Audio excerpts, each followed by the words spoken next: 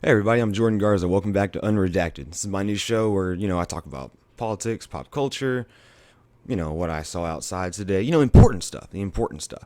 I don't know if you watched the welcome video. If you did, thank you. If not, I forgot to mention something. So this is my potato. She's pretty old and she's doing the best she can. So, take it easy on us. But constructive criticism, always welcome. Anyway, speaking of important stuff, so today, my first video, I wanted it to be about, general rundown of the country, inflation, gas prices, some of the weird stuff going on in politics that I've been noticing. But when I was doing research for it, I came across this article. Now, let me get up so I can look up. So, I was really just looking for, basic information, stuff like that. And I came across this, I started reading it, and I saw the myths dispelling reasons for high, well, let me read the article. The real reason for high oil and gas prices. Dispelling myths, one step. Two step, understanding why clean energy is the only long-term solution to rising gas prices. Okay, first off, when you mean clean energy, do you mean wind turbines? Do you mean solar? Nuclear? Because nuclear is clean, but I'm pretty sure they don't mean nuclear. So it could be a little less, vague. And you see the picture right there, 529, 549, 569, 529 for diesel. That's kind of interesting. But yeah, it's getting out of hand. And it's good that this diesel is actually, not taking off, because when the diesel stops, that's when the 18-wheelers stop. And the 18-wheelers stop, that's when the food stops. And when the food stops, it's just simple math. Anyway, but like I said, I was just reading around, looking for information, and I saw this, and it was like, myth: drilling more oil in the United States would lower high gas prices. Yeah, makes sense to me. Oh, wait. What's this? There's a fact check. Oh, wait a minute. Well, hold on. I need to be correct here. Let's see. Fact check. Drilling for oil in the United States will not lower gas prices because the production of U.S. oil does not set the price of gas. The global price of oil does. Oil and gas are global commodities, subject to the whims of the notorious volatile global markets. Let me stop you right there. Now, they go on a little bit more about Russia and, different reasons. COVID-19, of course. But let's just focus on this part right here. Just this little area right here. How is it you say that? Okay, let's just start with this part right here. Okay, this little piece right here. That one right there. So they're saying that drilling U.S. oil wouldn't lower the price of gas because the price of gas is dependent on the global oil market. You're not wrong. But if we pull our own oil out of the ground, does it have to be subject to the global market? Can't we just make it ourselves? Now, I understand because of the global market, any U.S. companies that happen to pull this oil are probably going to put it to the global market. Fair. But if we're in really hard times, hold on, let me put it this way. Actually, I have an idea. Let me give you an analogy. Potatoes, right? Okay. So let's look at it this way. Just, stick with me here. And again, this isn't a perfect world, but the world's pretty messed up right now. So I think we should be working for ourselves. So let's just hear me out. So let's say instead of gas, we're going to do vodka, right? Vodka. That's why I said the potato. So Ireland is making all of the potatoes. They're growing all the potatoes, and us over here in the good U.S. of A., our greenies have decided that potatoes are bad for the environment. They soak up all the nutrients. They're not good for us. Bad. No potatoes. Bad potatoes. Right. So we don't decide to grow our own potatoes. Therefore, we are subject to the global market of potatoes. Now, if Ireland knows they're growing all the potatoes and we aren't growing potatoes, and most of the world is having a hard time with potatoes, they're going to charge more for their potatoes, right? I know I'm going to say potato a lot. I'll try not to anymore. But so they're charging more for their potatoes, right? That makes vodka high, and we need our vodka, right? You got to have your vodka. I don't drink much, but it's for the analogy, so work with me here. So some good old boy over here in the US of A decides, well, I'm just going to grow my own potatoes. Hell, screw Ireland. Let me stop. I'm not actually talking bad about Ireland. Analogy. Gotta remember that. Susan? Remember Susan, okay? Anyway, so So good old boys in America decide I'm just gonna make my own potatoes. I don't need nothing from Ireland. Who cares, right? So he goes out, plants his potatoes, he grows them, gets all the stuff you need for vodka. He walks over to his buddy's house who has a distillery, right? Distillery, refinery. I'm pretty sure we have a few of those. No big deal. He walks over to the distillery, he makes himself some vodka, he bottles a whole bunch of it up, he goes down to the corner store, starts selling it. His vodka is not dependent on their vodka, on the world's deciding price of vodka, the world's global potato price. Doesn't matter because he grew the potatoes. He made the vodka. It doesn't have to be subject to everyone else if you're doing it yourself. That's my point. If we're doing it ourselves, we don't have to be subject to the world's volatile global market. We don't. We can just make it ourselves. I don't know. I think it's pretty simple, but anyway, let's look into their fact check more. Maybe I'm underthinking it. Maybe this is a very delicate and this is a very complicated issue, right? Okay, maybe, small brain Texas man can't figure it out. Let's look into it, right? In fact, in this case, sky-high gas prices come from a confluence of events as COVID-19 restrictions eased and economies rebounded rapidly. Demand for oil spiked. Pandemic-related supply chain disruptions exacerbated the situation, causing gas prices to go up, and then more recently, perhaps more saliently, Russia. They're really busting out the thesaurus for this one, huh, guys? So, COVID-19 in Russia, that's the problem. Well, if you hadn't shut off the Turkey, is it the Turkey Cutter pipeline? I don't want to mess that up, but the pipeline I'm talking about that Biden said, yeah, maybe that would, maybe move a little bit of oil around. But so, and then Russia. Well, okay, I suppose. Obviously, any kind of major conflict is going to cause panic buying, prices to go up. We've seen that as far back as, America. I mean, well, I would say at least as far back as the first Great Depression. So,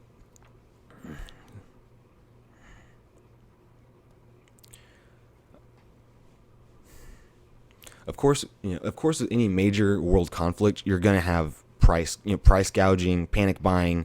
It's just it's a known trend that when major events or major violence happens in the world, prices on everything goes up. That's just how everything works. So, of course, it is slightly on Russia, but Russia has nothing to do with drilling at home. So, what does this fact check have to do with drilling at home? Nothing. I'm guessing what they're saying is that if we drill this, I guess they're fact checking the fact that drilling for more oil in the United States would lower gas prices. Because of their stupid framing and logic, no, it doesn't because we have to. No, it doesn't because we have to capitulate to the rest of the world. No, we don't. If we make it ourselves, we refine it ourselves, and we sell it ourselves, we can price it for whatever we want. It's called capitalism. It's a cool little thing. All right, so fact check one, stupid. Our first paragraph, no. Second paragraph, no. What do we got here? Oil markets were roiled up when Russia, the petro state, who exports 8% of the globe. Okay, no. I'm going to stop right there. Russia isn't the petrol state. Saudi Arabia is the Middle East. Saudi Arabia, the Middle East, Iraq, Afghanistan, those are the petrol states. Alaska should be the petrol state, but we're too stupid to... Well, actually, apparently there's no interest. We'll get to that. I'm getting ahead of myself. Anyway, let's go through. 8% of the global oil supply used its fossil fuel earnings to finance another unjust war. Okay, we're just going to go past it. The response of the oil and gas industry was to perpetuate the lie that more drilling would ease the impact of the United States. Of course, they didn't note the ending of our dependence on the oil in the clearest way to distance ourselves from the volatility of the global oil markets. Should European... Yeah, that's important. And they ignored the ugly reality that this very dependence on oil and gas has routinely contributed to the slowing political chaos and bloodshed like we're seeing in Ukraine. No, we're seeing chaos, bloodshed, and violence in Ukraine because Russia decided to invade Ukraine, mostly because they needed a warm water port and because for a long time it's been said that Russia is I think the saying goes, Russia on its own, might be from a movie. I think the saying goes, Russia on its own is a country. But Russia with Ukraine is an empire. And that's why we're seeing, it has nothing to do with gas. Maybe there's some weird way you can, do some kind of mental gymnastics to say it is because of the gas. No, it's not. Putin needed a warm water market, and they've been encroaching on Ukraine forever. This isn't new news. Zelensky's corrupt. The government in Ukraine was breaking down as it is. They were on the tipping point. And the fact that we're sending them $40 billion, and then actually, wait, I think I saw another 1 billion doesn't have anything to do with oil. It's just because they're invading Ukraine and we like to prolong wars. Anyway, what's going on? All right, so let's look at their next myth. Gas prices are rising because Biden banned oil drilling. Fact check. President Biden did not ban oil drilling. In fact, his administration issued more than 3,500 new permits to drill on federal lands in its first year. That's 34% more than the Trump administration did in its first year. All right, yeah, he signed more permits in the first year. It's 2 years in, so I'd like to see the new numbers, but we're not going to get into that right now.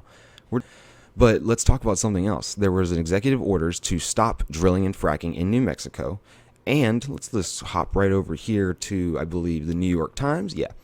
New York Times. Biden administration cancels drilling sales in Alaska and the Gulf of Mexico.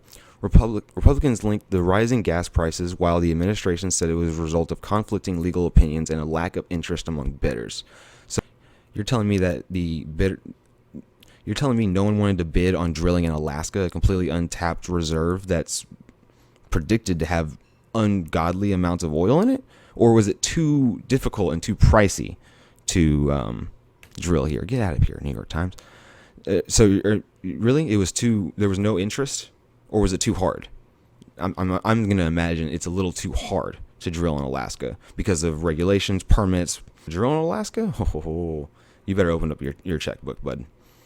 Anyway, Washington, the Biden administration is canceling oil drilling leases in the Gulf of Mexico and Alaska Cook Inlet. That is the 1 million square, I think it was 1 million square miles of drilling potential.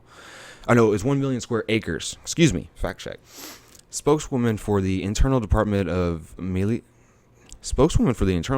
Melissa Schwartz, said it was a statement that the Cook Intel lease would not produce because of lack of industry interest. She said the planned sale of the two leases of Gulf of Mexico was being scrapped because of conflicting court rulings, which she said affected the agency's ability to work on its lease. I'm not sure how I'm reading this article.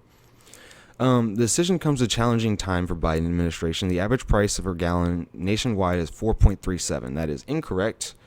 Well, actually, this might be old. Let's look. Hold on. When was this? Okay, May 12th. All right. Well, let's that's the current, and that's pretty much the average too. So anyway, that's pretty much it. I mean, that I just wanted to say that, like, they're claiming that Biden's doing more for oil drilling when I'm showing you clear. I mean, this is clear that he doesn't seem to be doing much. And okay, Jordan, this is lack of interest from bidders. It had nothing to do with Biden. Biden can make restrictions easier. Biden could incentivize American companies to drill, incentivize American refineries to refine. But he doesn't. Instead, he's going to go fly to Saudi Arabia and beg for oil next month, as of the time of this recording at least. Anyway, let's go back to our old friends over here at NRDC. Again, I don't really know how I got this article. I was actually looking for inflation, but, I'm happy I found this because this is really irritating me. So, and here we go. The Keystone Pipeline. That's what I was talking about. Myth. The cancellation of the Keystone Pipeline XL caused high gas prices. Yeah, it did. If you have more oil moving through the pipeline, here's another thing. They don't like pipelines, so they would rather send everything by freight, ship, plane. Those all they put out way more emissions than any form of pipeline. Oh, pipelines break and cause spills. Yeah, planes crash. It happens. And I would imagine that maybe not planes crash, but cars crash. And I bet the statistics that cars crash way more than oil pipelines break. What do I know? I'm just some guy from Texas, right? Yes, allies of the oil and gas industry, from Fox News host, former Vice President Mike Pence, are claiming that the pipeline would have buffed Americans from high gas prices and reduced U.S. reliance on Russian oil. That's false in multiple levels. No, it is not. How? Let's read. Maybe they explain. I'd like to know. First, it would have taken years for the Keystone Pipeline to be fully operational, so its increased supply would be no bearing on current gas prices. Second, the 830,000 barrels of tar sand oil it would have carried daily were intended to heavily direct refineries to the Gulf Coast and likely markets overseas. So again, this sounds like lack of incentive, lack of national pride. If you're drilling in America, why aren't we using American oil? So, okay, maybe the Keystone Pipeline wasn't the way to get gas prices down. But you know what? I think it being in production would probably make the economy a little bit better. I'm pretty sure the Keystone Pipeline had tens of thousands of jobs, at least, that are now gone. So that's another hit to the economy. And, the fact that this pipeline would have been in production or in construction may have made people panic buy less, because they're like, when this gets set up, it's going to help. It's going to buff us. Anyway, just grow your own potatoes, make your own vodka. Let's see. Let's go. Last one. Myth: increasing oil and gas production will help secure U.S. energy independence. Fact check. Again, oil and gas are global commodities. Grow your own potatoes. Sorry, I didn't mean to growl at the mic there. As long as we're relying on fossil fuels, violent petrostates like Russia will use fossil fuel production as a political and financial leverage. Consumers, many of whom are already struggling because of the pandemic, will face continued pain at the pump. Okay, yeah, I guess that's fair, other than the petrostate Russia. 8% of oil is a lot, but we could use our own. Just saying. Let's see. I have a feeling of where this is going to go, but let's read it. The only way to permanently protect ourselves from the volatility of global oil markets, drill your own oil, and soaring gas prices is to opt out entirely. Or transition to both clean and energy. Transition to both clean energy sources and electric vehicles to run on that clean energy. Okay, I'm not a journalist, but for some reason, whoever wrote this, the NRDC, whoever wrote this, it just has a really weird way of phrasing things. Maybe it's just me. I don't know. So, opt out entirely, transition to both clean energy sources and the electric vehicles that run on clean energy. Okay, first off, did you see the clip from the Democrat woman who was like promoting these electric vehicles? She was like doing a presentation on them, and then one of the journalists walks up to her and goes, so how do you charge those batteries? And she's like, well, you just plug it in right here. Well, yeah, but so where is that energy coming from? She's like, well, the building that we're using. Yeah, but where does that energy come from? And she kind of stops and goes, well, I think it's coal. Oh, it's coal! One of the things that put out some of the most emissions. Yeah. That's great that we're using coal to power our electric vehicles, which after 15 years, the battery is crap, toxic metal, and can't be used anymore or recycled. So that's not very renewable, isn't it? Sounds like it's a 15-year window until we have a lot of batteries that are completely useless. Yeah, this is ridiculous. I think that's pretty much it here. But it's just the fact that people are so closed-minded and they think, oh, well, drilling here won't do anything. Yes, it will. We can do this ourselves. We don't need to be dependent. We don't have to have Biden flying out to Saudi Arabia to beg for oil, or worried about Russia, the evil petrol state. Come on. I guess we'll leave the old NRDC alone. Courtney Lindwall. I'm not a fan of you, Courtney, and I would love for you reach out. I'd love to have a discussion with Courtney Lindwall. She won't. Anyway. So, originally when I was making this video, it was actually going to cover economy, inflation, just pretty much like a wide range of everything going on today, until I saw this and I got really irritated. But, I have the windows open, so let's just take a quick look at some things. So, this is the US grade formulation retail gasoline prices, so year over year, right? I just wanted to look at something, so we go right here to 2008. And in January, that's the first great crash. Well, not great crash, but the housing market crash. Like I said, when bad things happen, prices go up. So right before 2008, you're at about $2, $1.87. That's nice. Market crashes. I don't know. I think that was it might have been over here in November. But market crashes. Let's just start in 08. So we go from 280 to 3 to 320, 350, 384.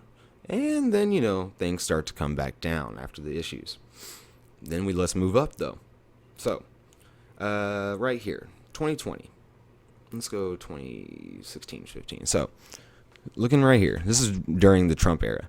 We got $2, $1.87, $2, 2, 2.30, 2.40, 2.30, hanging out in about the twos. And it seems to stay about that way. Maybe we could say, Trump was doing things like the Abraham Accords. Maybe one of these right here. Under Trump, U.S. drilling permits on federal land soars. It seems like there was interest. I thought there wasn't. That's weird. So, we go down to 2020 when Mr. Biden takes over. Now, at first, things stay relatively normal. But then after that first year of 3,500 permits being signed, something weird happens. Starts to go back up. Now, I know what you're going to say. Jordan, Russia. Yes, Russia, Ukraine. We hear you. These are statistics.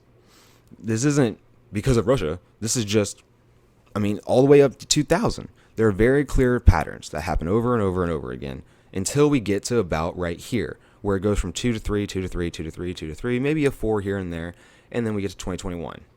Starts out at 240, jumps up to 290 by April. By July, we're in 320. December, 340. And then all of a sudden, boom, 340, 360, 430, 421, and 454. Now, that's in May. I'm pretty sure the new average in June is at over $5. I think it's $5.01, according to Fox News. I am not... Yes. No, I am right. It was Fox News. I saw it on Fox News. It was down. It was up to $5.01 for the national average. Maybe we should have stuck with this. I don't know. Let's say, I think $1.87 to $2.60 is a lot better than $5 freaking dollars. I'm trying really hard not to curse, but it's gonna start coming out eventually. The more irritated I get, and the more of this crap I read, So then let's jump over here. This is inflation. This is inflation year over year. So we go from 2021. This is already after the rise of Biden. Anyway, it starts out at 7%.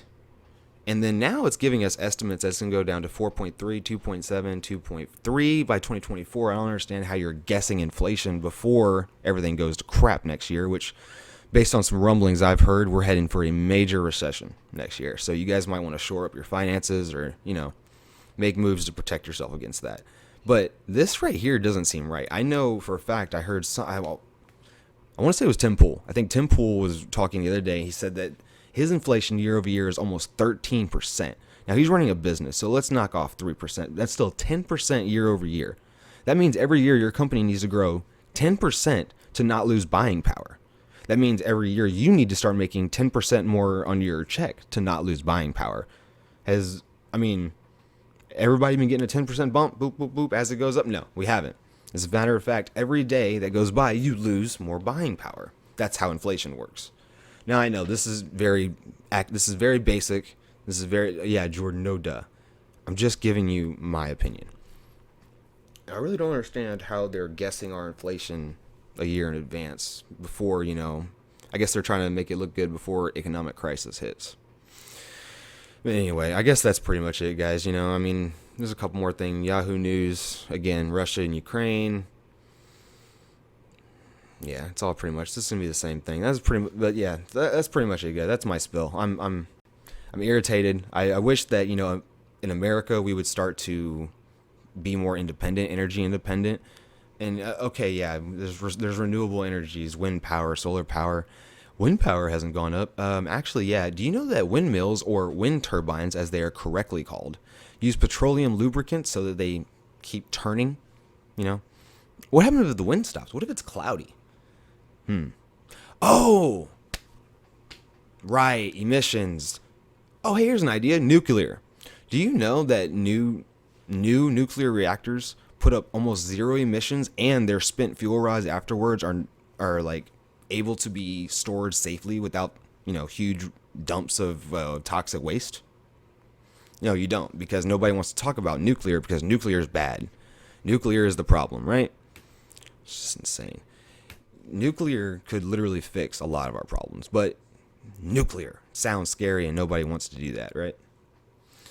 Anyway, I guess that's pretty much it for me today, guys. I've been ranting now for a little bit, and I apologize for that. If you stuck with me, hey, I really appreciate it. We're gonna keep going into this kind of stuff. I'm gonna, in the future, I'm gonna try to focus on maybe one topic a little tighter.